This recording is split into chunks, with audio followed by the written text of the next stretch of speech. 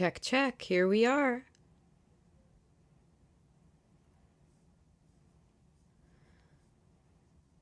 Okay, let's get started.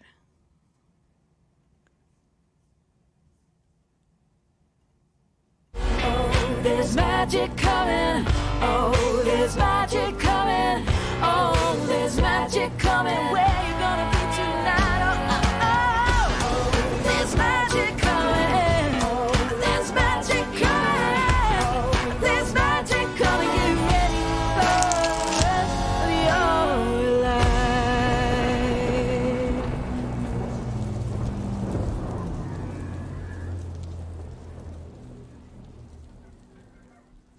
Hello, friends, and welcome to SassafrasCast, a podcast full of witchy insights to help you lead your sassiest life. I am Rorie Kelly, a tarot reader, singer-songwriter, and all-around personal growth nerd from Long Island, New York. How are we feeling today? Today we are going to be talking about moving away from mind reading and fortune telling and moving into doing the real work. What do I mean when I say doing the real work? Why do we come to get our tarot cards read? We come to get our tarot cards read to feel empowered about the future. This is like the best, having been doing this for many, many years, this is really what it's come down to for me. We come to get our cards read so that we can feel more empowered about the future. And that might look like us making the right choices for ourselves. It might look like us having more hope. It might look like whatever. But most people don't come to the tarot because they just want to know what's going to happen. Of course, we all want to know what's going to happen in some ways. Why, though? Because we want to feel like we can make the right choices. We want to feel like we can move our lives forward on the trajectory. We want to have that hope. We want to feel empowered. We don't want to feel at the whims of the universe. And when we feel at the whims of the universe, sometimes we go get a tarot reading because we're hoping it will help. So we're talking about what it looks like to do the work so that we can really get empowered in our tarot readings for ourselves and our others, and for others, rather than kind of leaning into the fortune-telling energy that we see most prevalent in, I don't know if I want to go as strongly as saying like scammers and spammers. Like certainly we do see it in scammers and spammers, but we see it in people whose ethics to me are questionable. The type of readers, the type of fortune tellers who will be like, I see darkness around you, come get a reading from me, whether this takes place online or whether it takes place in a festival, in a public setting. The kind of readers who want to prey on your emotions and draw you in to basically get something out of you, to get some money out of you or whatever, who want to make you feel things in a somewhat manipulative way. I don't think that that is representative of the tarot community as a whole, but I do know that those people exist, and I don't actually feel that they participate very much in the tarot community as a whole. And it is, however, like a public perception of what tarot readers are like, and when we are dealing with people who come to us for readings, it's something that we get. People ask, can you tell me when someone's going to marry me? Can you tell me if I'm going to win the lottery? Can you tell me this? Can you tell my fortune? Can you tell my future? And I don't think most readers are incredibly hung up on the idea of fortune telling. That doesn't mean that we don't think we can get good insight, and it doesn't mean that we haven't had amazing moments, most of us, where we're like, we pulled some cards and something happened and we're like, oh, wow. But we're approaching this as a tool to help ourselves and help our clients move through our lives in more empowerment and more grace. And that is a key difference. So that is why the title of this episode is Moving Away from Mind Reading and Fortune Telling. I'm going to go into deeper detail on that during the meat and potatoes of this episode. But first, I'm going to pull a card for the Witchy Weather Report.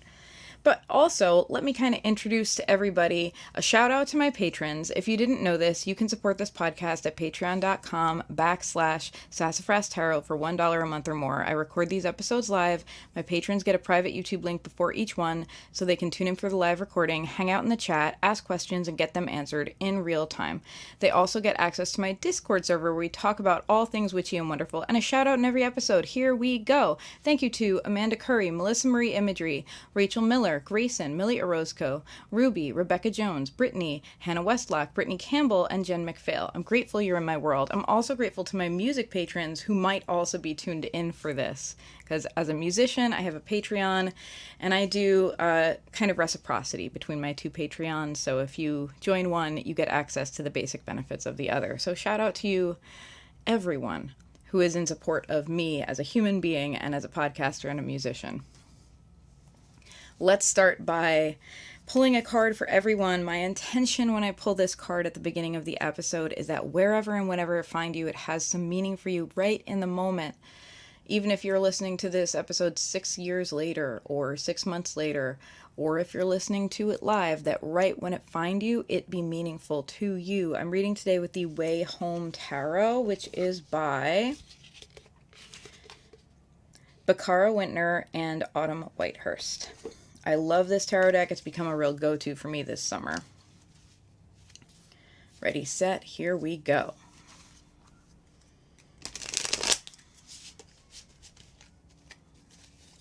Today's card of the moment is the Empress. Here's what I want to ask you. What are you growing? And is it coming from the heart or is it coming from somewhere else? Went on a little rant today during the Witchy Weather Report, which went live earlier today, about how humans possess the ability to reason and be rational and use logic, but we make our decisions emotionally, primarily. This has been studied ad nauseum. It's not like a supposition. Humans in general make very emotional decisions. And if you think you're the odd person out who makes purely logical decisions, I've got news for you. The fact that you're attached to that is itself an emotional decision. So what are you growing right now in your life? And is it coming from your heart or is it coming from somewhere else? That is the question that the Empress asks you. It's time to let your heart flourish. In order to let your heart flourish, we do need some basic self-care, some daily nurturing, some daily nourishment. We need to be able to show up for ourselves in the most basic ways, because flourishing is not possible if our most basic needs are not met. So we must show up for ourselves in those ways. The other question, though, is what do we wish to grow? What trajectory, in other words, do we want our life to be on? We get to choose the trajectory of our life. We certainly get to choose the trajectory of our energy. Can we control everything? No. And it's probably good that we can't, because if we could, life would be pretty boring. But also, not to mention, I don't know if it's like ethical to try to control everything, but that's another topic for another day. What we can control is what energy we're putting out there, what we choose to nurture in our lives versus what we choose not to nurture. What life are you nurturing right now? What life do you want to create for yourself? What kind of flourishing are you creating in your life? And how are you nurturing that? How are you putting energy towards it?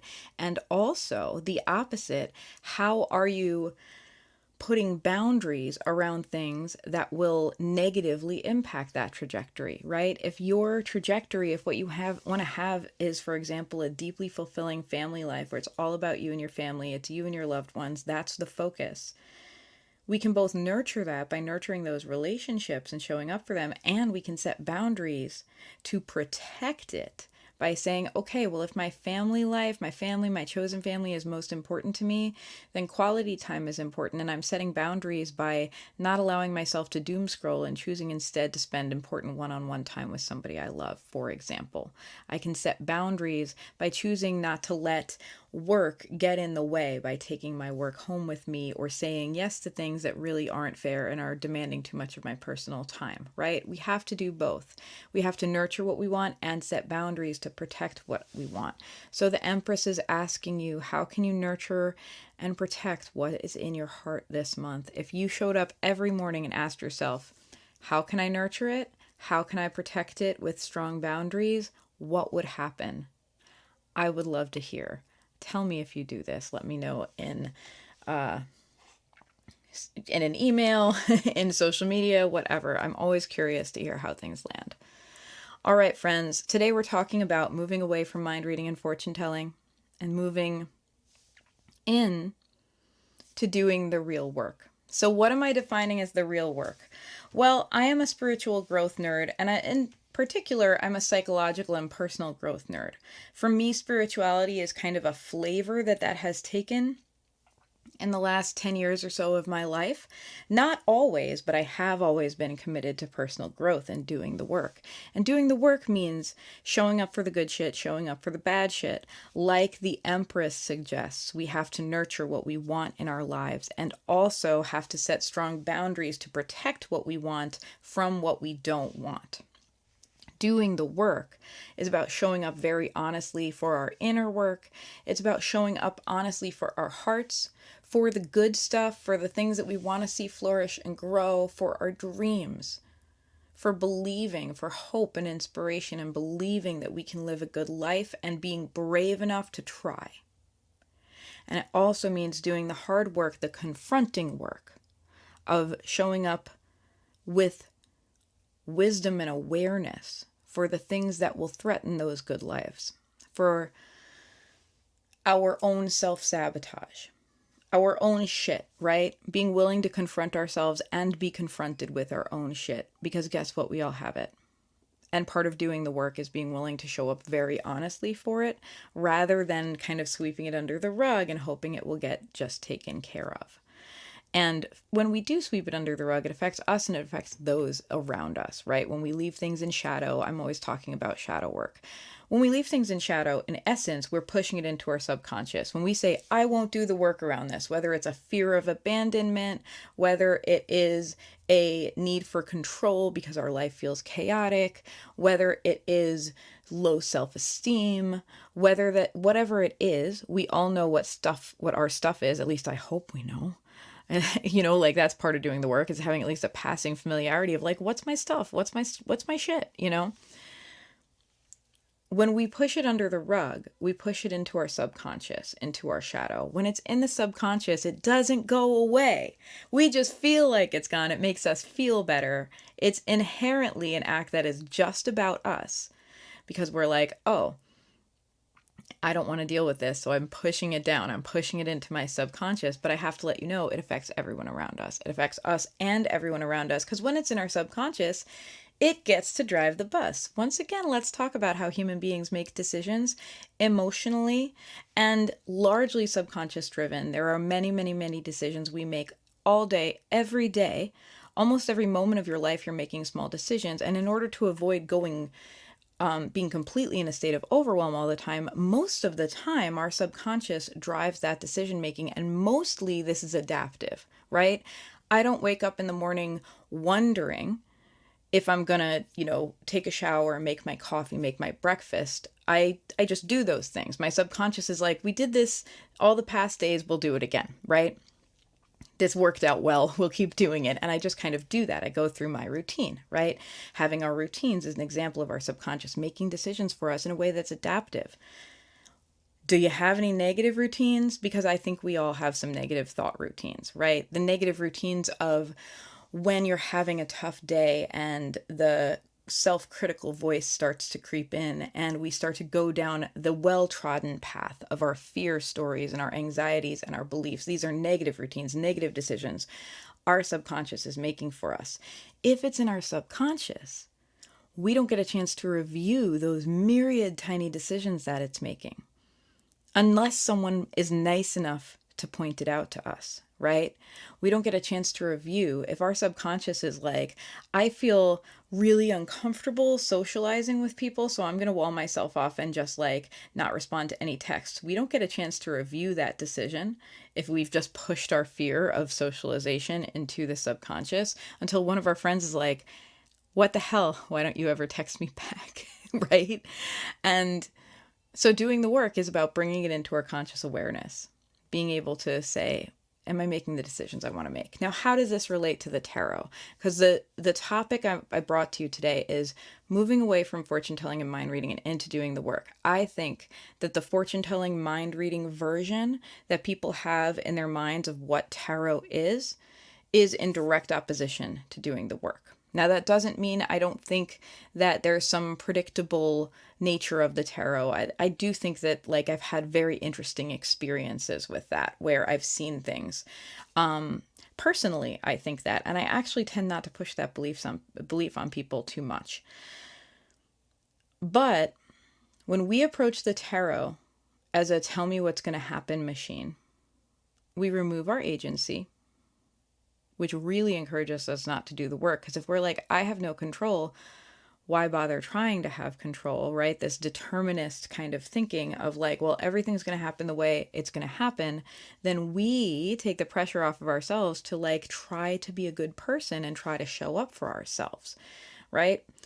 And that harms us and can harm those around us. If we're like, what's going to happen? What's this person going to do? What's going to happen in my future?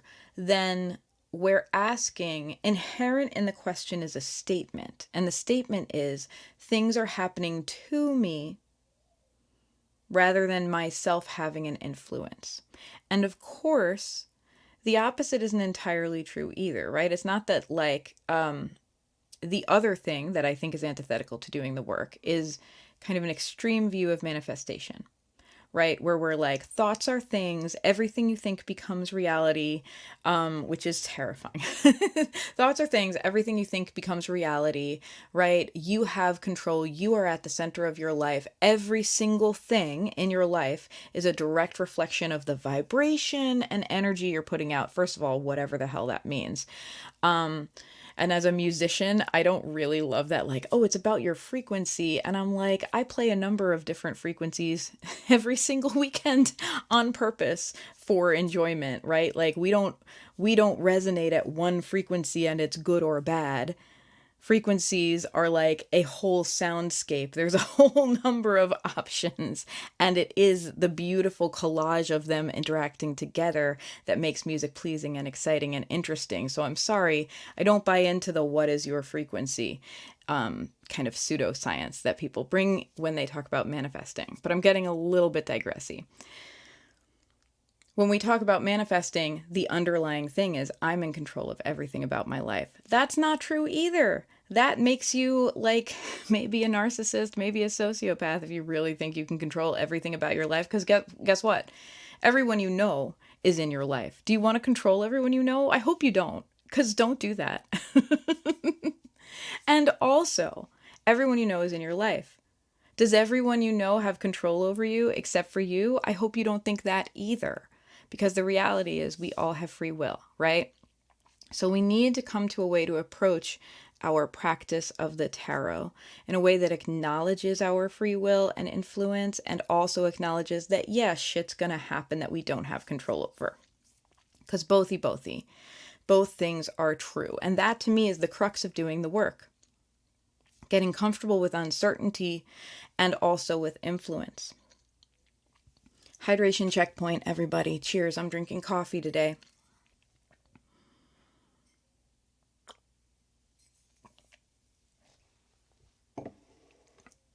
So some of the most common questions that people come to me with when they don't know me as a reader, because I have people who come to me again and again, the clients and friends who are like my regular people that I read for, and they know my philosophy, and they come to me again and again because they vibe with it. They like my philosophy.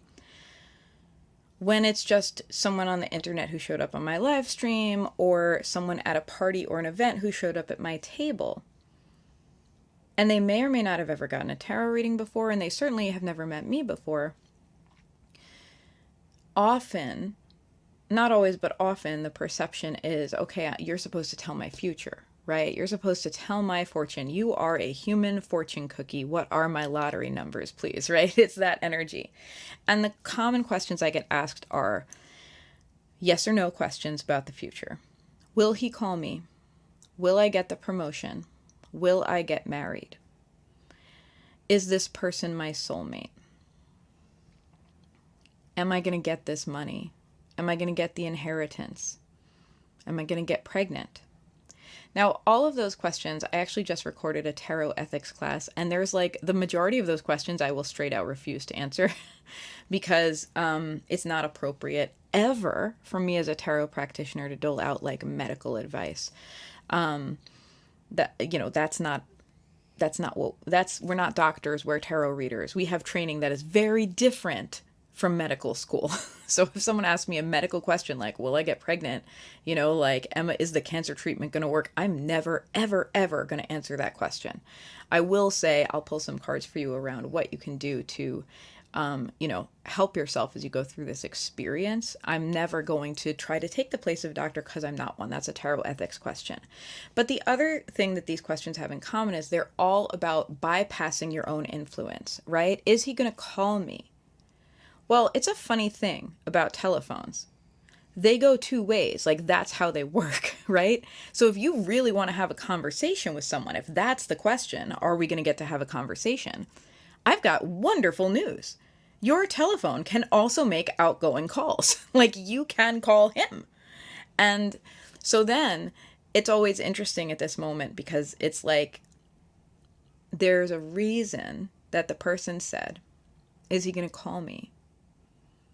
Instead of all the questions under the question. If you're wondering if someone's going to call you, especially if it's like a romantic interest or whatever, what you're really wondering isn't, will they pick up the phone and dial my number and will I answer? What you're really wondering is, do they want to be with me? Or if it's been a complicated situation, do they want to talk it out with me, right? And even bigger than that, how is it going to go, right? Like, am I going to be able to make this relationship work, or am I going to have to say goodbye to it? Am I more invested than them? There's a million questions under the question. And when we just ask, is he going to call me? We are directly bypassing doing any of the work about those questions because those questions are uncomfortable, right? And I have some clients, in fact, I would say I attract this kind of client who want to get to the real shit. We definitely have the explicit rating on the podcast today. I have clients who come to me and they don't want to ask, is he going to call me? They want to ask the real questions. They want to ask, like, how can I move through this relationship in a way that is healthy for me and also meets the other person's needs? And how realistic is it to even think about doing that? And how do I feel about all of this? And is this a healthy relationship worth pursuing? Or is it something I should say goodbye to? All of those really squishy, complex questions that don't have an easy answer. I have clients who love to talk about those things, who love to do the work. And that's why they're my favorite clients. And that's probably why I'm their favorite reader, because we are ready to go deep with each other, right?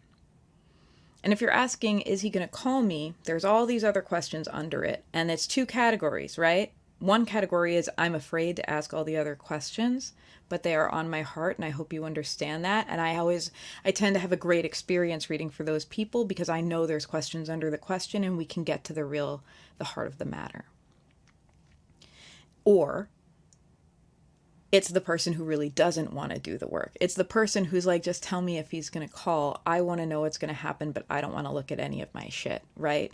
Some of your shit being perhaps, why don't I want to call you?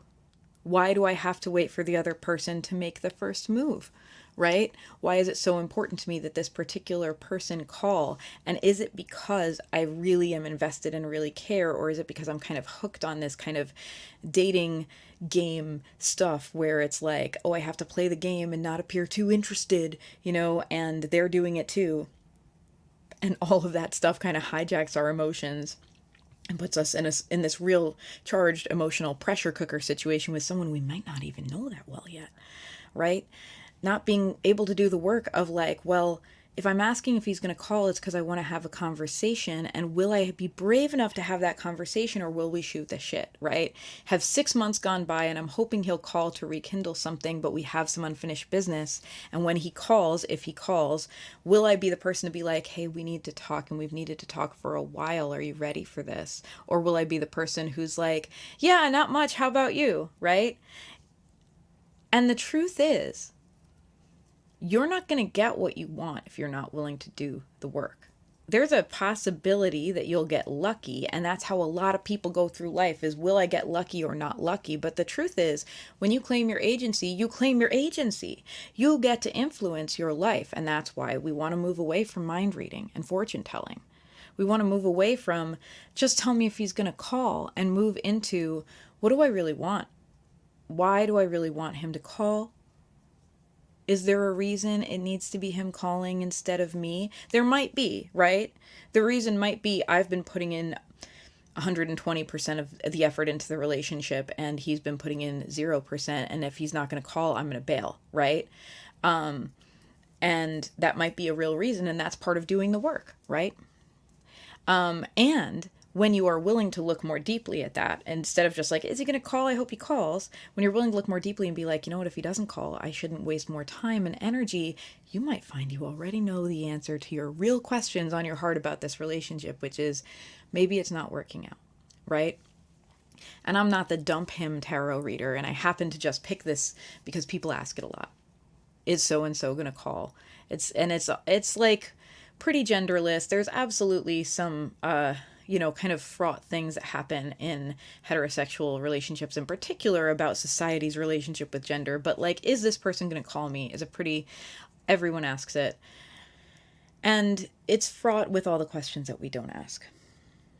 And similarly, questions that are about our career. Am I going to get the raise? Am I going to get the promotion? That's fortune telling. Do you want the raise? Do you want the promotion? Are you asking because you're excited about building your career? In which case, let's talk about the things you can do to build your career. Or are you asking because, like in the relationship question maybe, you've been putting in all this effort at work and you're feeling very unappreciated and you're wondering if you should bother to stay, right? And those questions, for me, a tarot reading can help you get deep with those questions because it's a mirror as well as an advice giver. And there's something about the nature of the tarot, and this is where I travel a little bit into unverified personal gnosis, meaning my own beliefs about what the tarot does and does not do, which you're not required to subscribe to. But what I find is that the tarot both holds up a mirror. It says, here's how you're feeling and here's what you're doing. And sometimes that's all we need. Sometimes we need to just be willing to look in the mirror, right? And that it can give advice that helps us get in alignment, get in tune with what we really, really want, with our highest good. I personally believe that I've gotten both of those things out of tarot readings and that I'm able to get there with clients. Both the mirror, just the straight like, hey, take a look at yourself. You're probably going to learn something. And the insight of like, here's what's really going to help. And that to me is the highest function of the tarot. And when we talk about fortune telling, it removes our agency. What are the dangers of removing our agency? If I don't feel that I have any agency over my love life because I think someone either has to call me or not call me, in other words, choose me or reject me, first of all, that paints a really dark picture of my relationships, not just romantic, but friend-wise, right? Like, oh, we have no agency. People either choose us or reject us, and that's it, so we just like cross our fingers and hope for human companionship.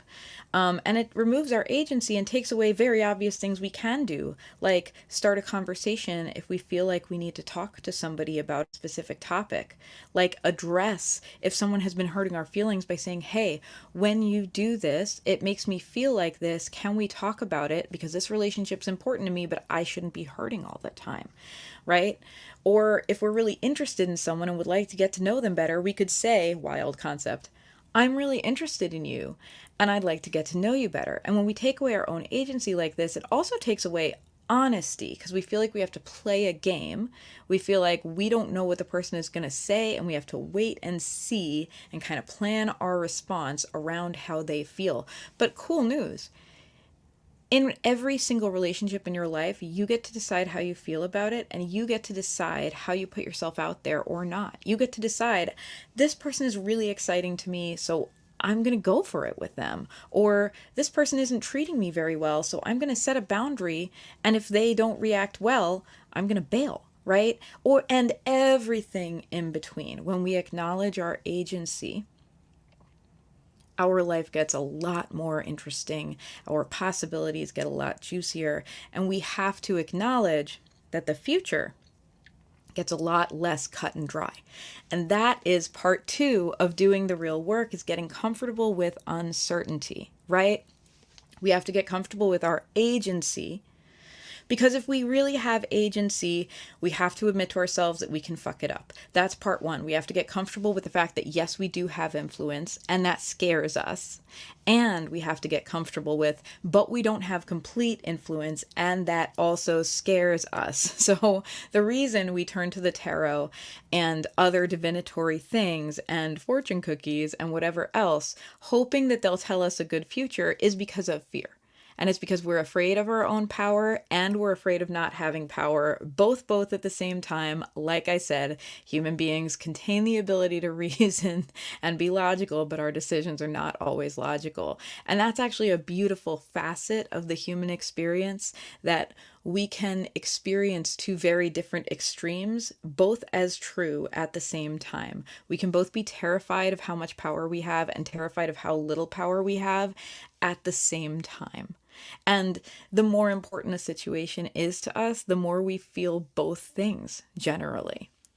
So let's talk about why it scares us to have agency.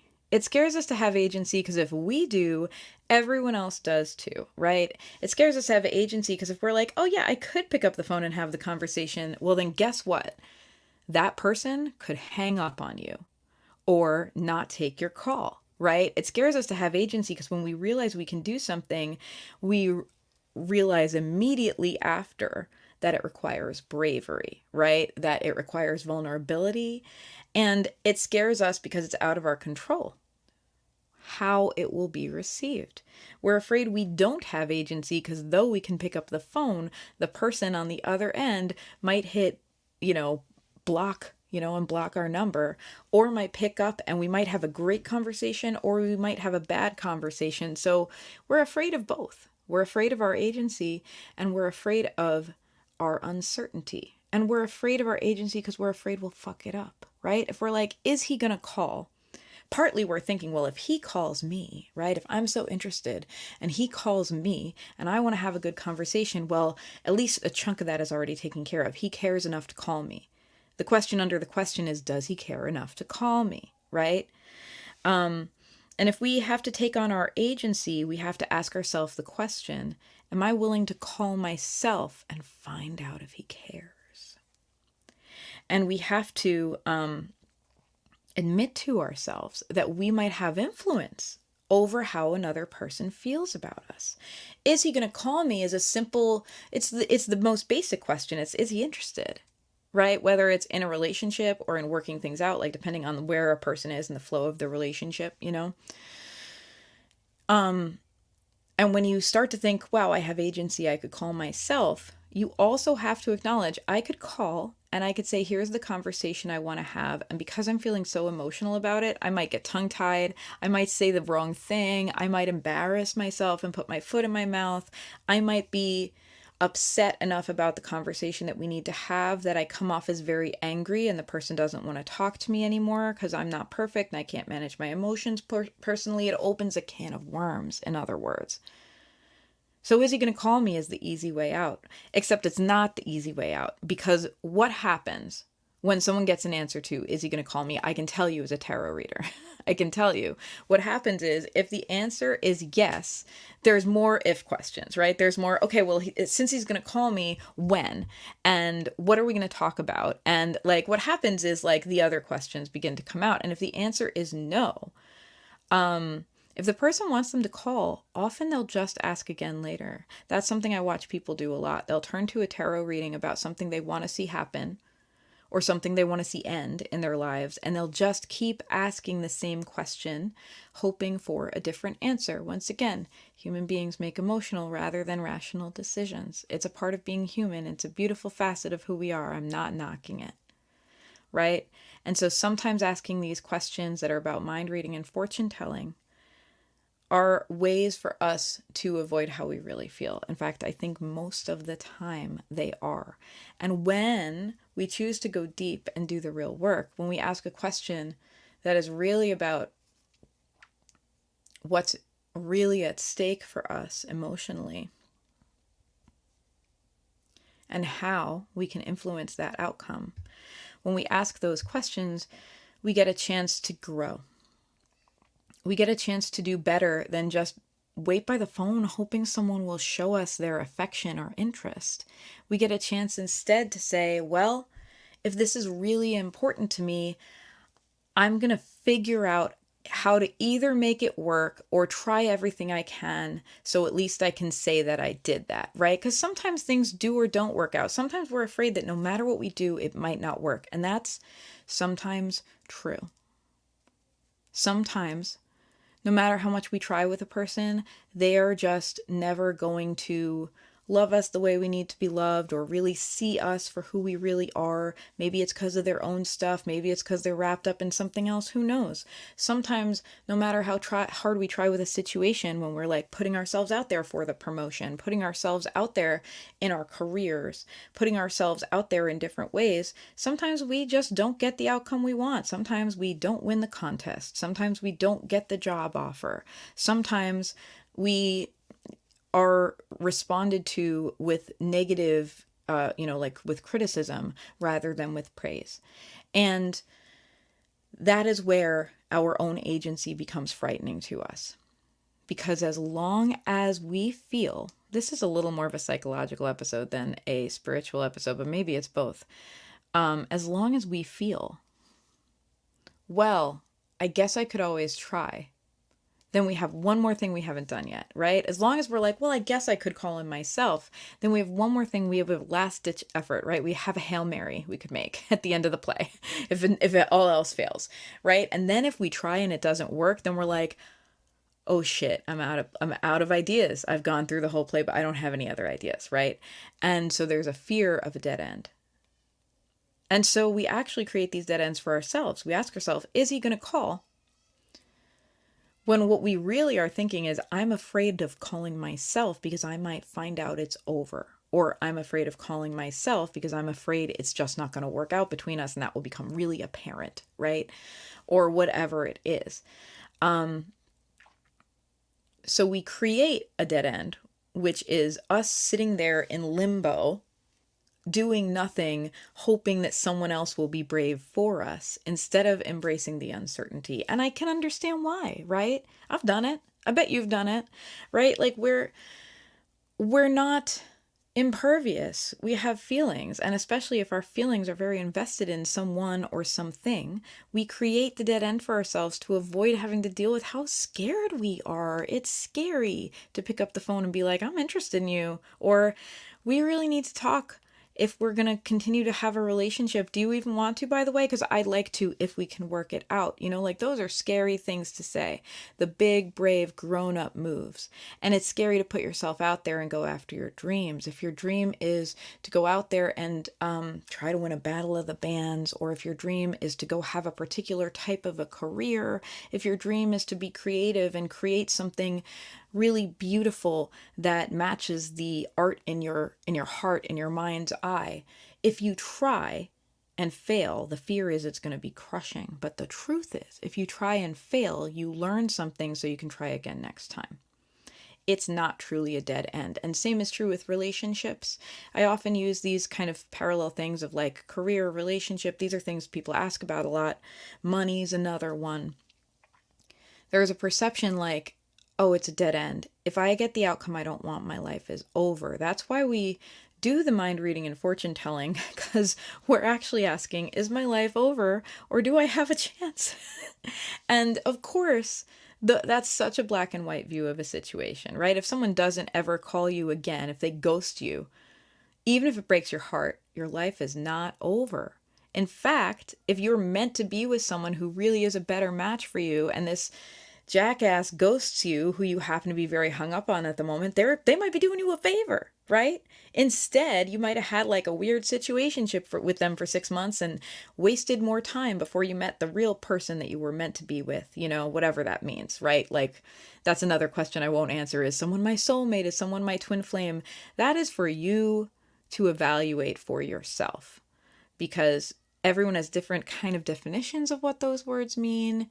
Some people believe that they're very real. Some people don't. I'm a little bit on the fence about it, as I am about many beliefs.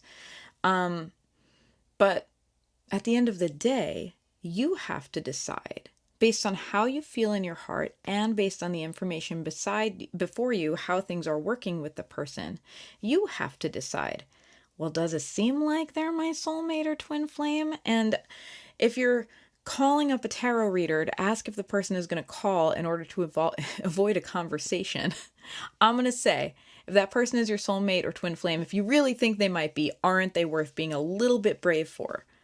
Or if you're pretty sure it's over, but you wish they were your soulmate or twin flame, maybe that's something you have to admit, right? Like, if we're calling a tarot reader to ask us what someone else is thinking, why aren't we asking the other person?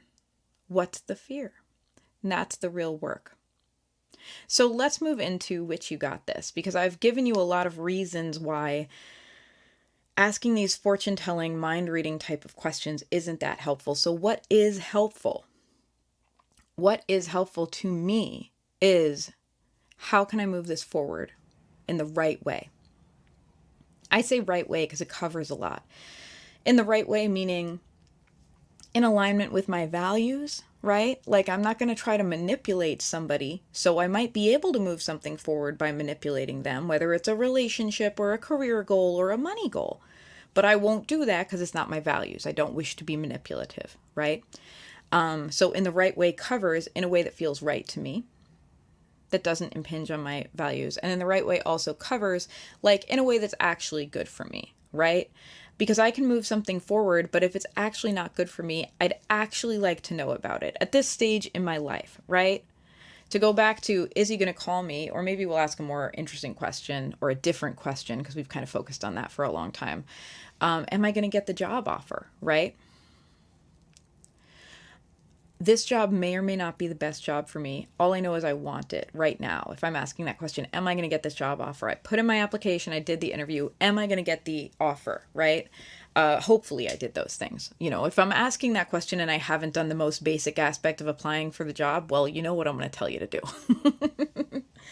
But if what I really want is to move forward and have a great career, and I'm asking because I hope this job is the answer to that question, I actually would like to know if it's possible to know it, right? I'd like to know if actually I'll get there and I'll find out it's kind of a toxic work environment and I'll get stuck for 6 months to a year and I'll feel like I have to kind of toe the line and allow for a lot of crappy situations in my work life to happen because I'm afraid of losing the paycheck, and it actually doesn't further my career dreams. It just kind of puts me in an uncomfortable situation that I don't feel I can leave, right?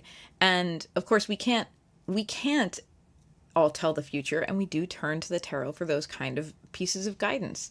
And I think that there are times when the tarot is really helpful about giving us those types of guidance, and you may choose to believe, and I may choose to believe on a different day, that it's just about our own wisdom and us being able to access it through the kind of indirect way of using the tarot. If the tarot gives me, if I'm interested in a new job and the tarot gives me some red flag cards, you know, that says, oh, maybe the reason this job says it treats everyone like family is because it doesn't treat everyone like a good family. It treats everyone like an enmeshed family, and you're going to be expected to work overtime for no pay, right? If the tarot gives me some red flag cards, then what I get an opportunity to do is evaluate.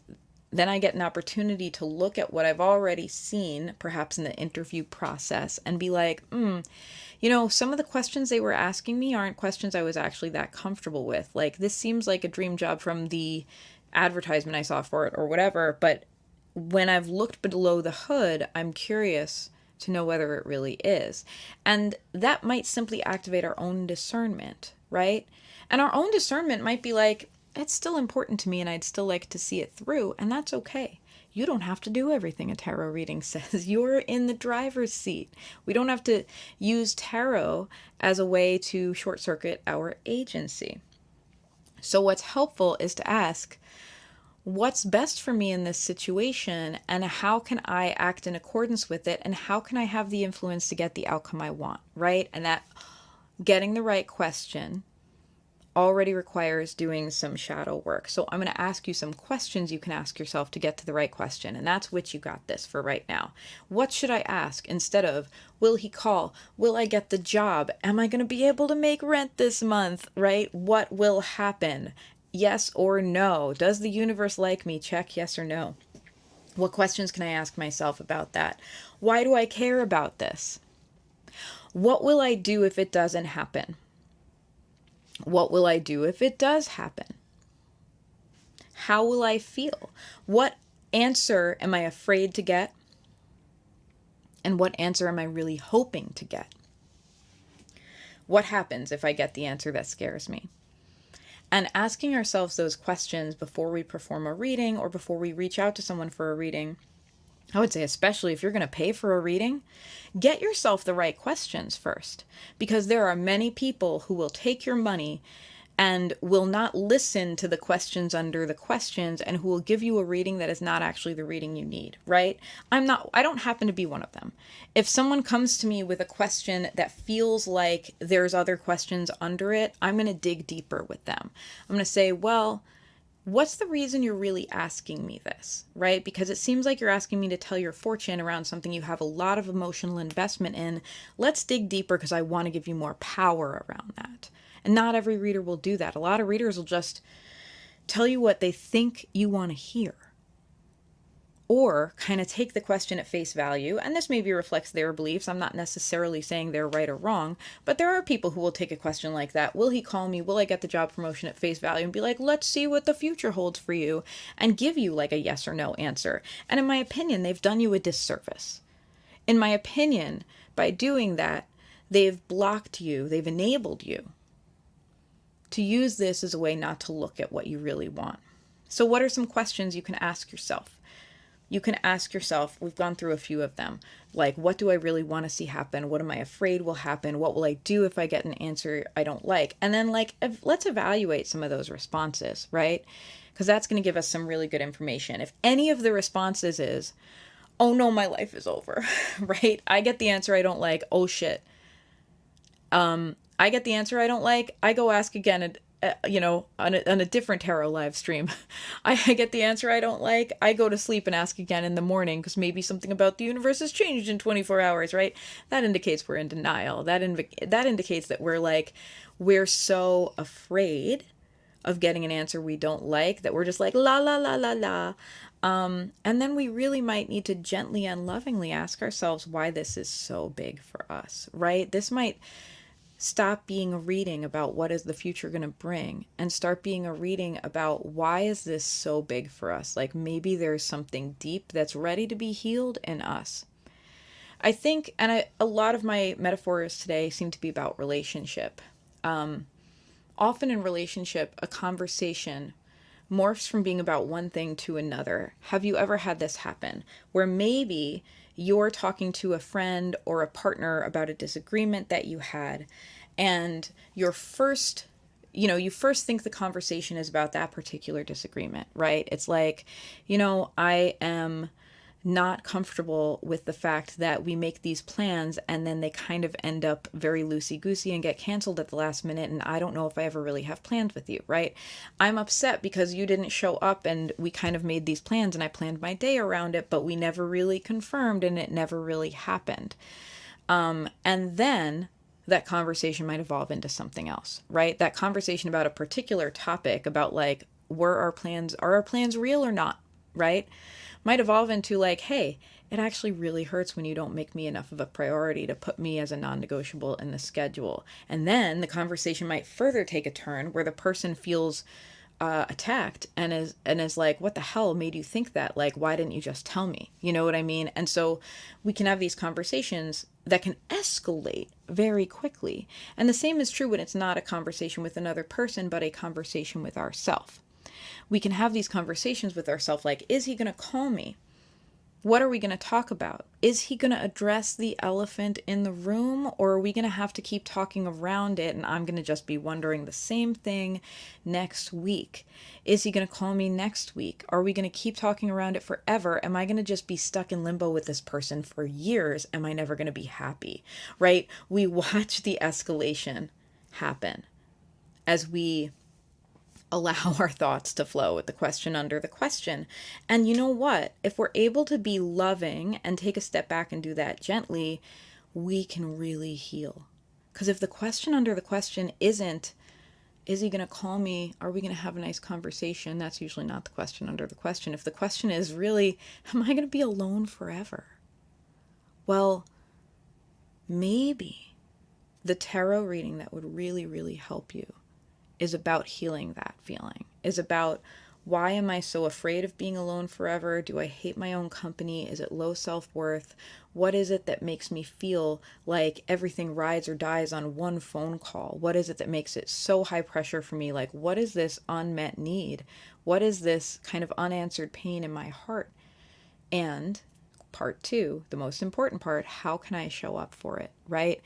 Doing the real work isn't just looking at your shit. And a lot of people stop it there, and it's unkind to ourselves and unkind to others. It's like re-traumatizing ourselves. Doing the real work isn't just looking at your shit and being like, oh, well, I have this dumb issue about maybe I'll be alone forever, and that's my problem, and that's why I'm asking about the phone call. Like, silly me, I need to watch that. No. Doing the real work is being like, oh, wow, I have real core lovability issues, and it makes it so that I'm so worried about being alone forever that one phone call can make or break my entire week, maybe my entire month, right? And doing the real work for yourself is gonna mean looking into how to be kind to that part of you. It's gonna mean, wow, if I have such fear of being alone, and I feel like I'm alone now, like I'm just living in a state of anxiety, what can I do to be kinder to myself? What can I do to be less afraid? And it's not about like us blaming our feelings for existing, like, why am I so scared, but it's about like, well, maybe I need to give myself some love I never got.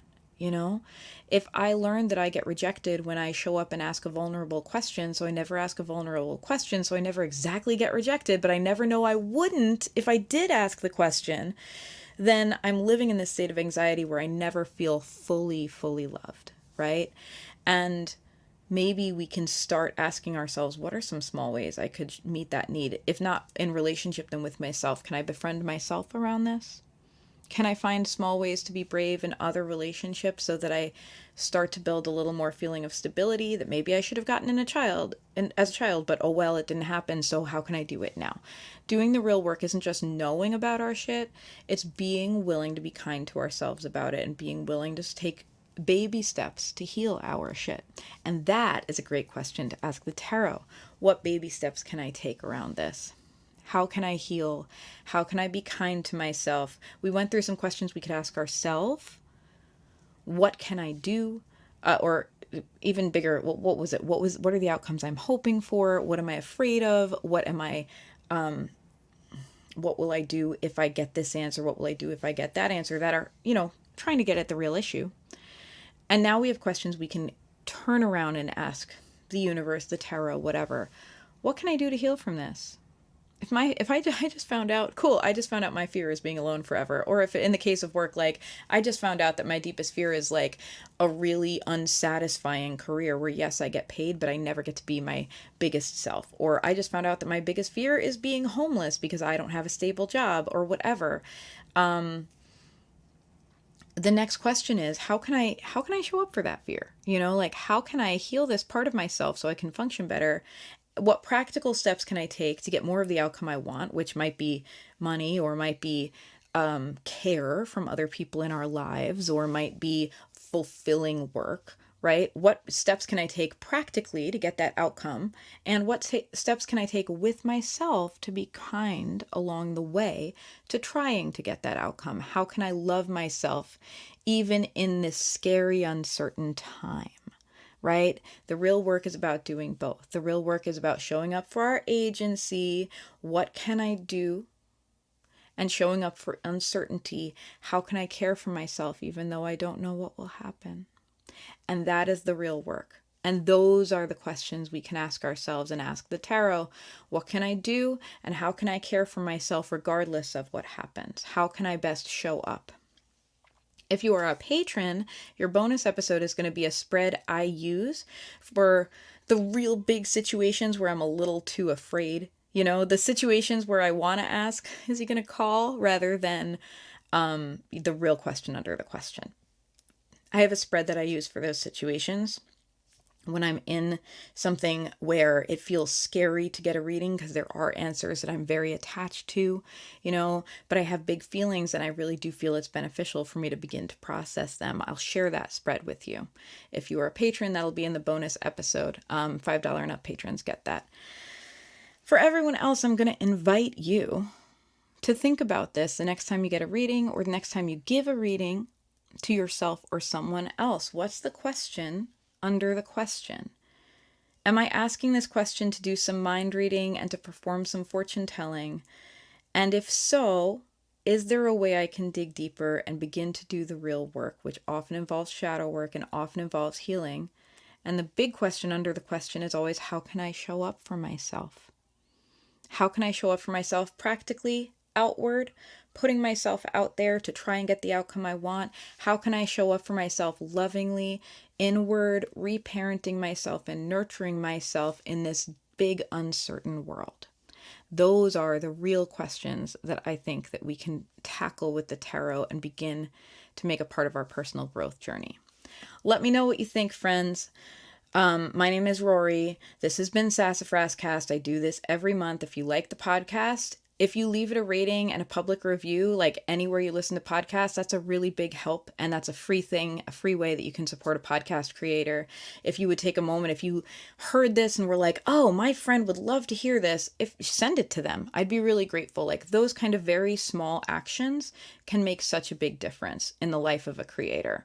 If you would like to support this podcast financially and unlock exclusive benefits such as a shout out in the episodes and the Witchy Discord and getting those bonus episode with, often they have readings. It's not only readings you can do though. There's a lot of different things. Sometimes I have guided meditations. Sometimes I just go real deep on a particular topic.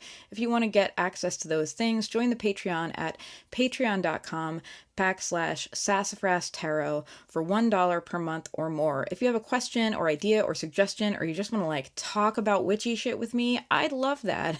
You can reach out on all the social medias at Sassafras Tarot is my handle everywhere. Facebook, Instagram, Twitch, YouTube. I used to be on Twitter. I guess I still am, but I kind of don't really do Twitter/X anymore. And TikTok. I'm around. Sassafras Tarot is spelled SassafrasTarot.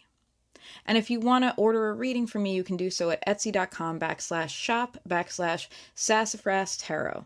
Thank you so much for being in my world. It's been so wonderful to have this time with you. I hope this has given you something to think about as you move forward in your own personal and spiritual practice. And as always, I encourage you to take what's useful to you and leave the rest. I don't need you to agree with every single thing I say, but I am hopeful that these will spark some thought in you and spark some movement towards your own growth and your own progress. Have a wonderful, friends.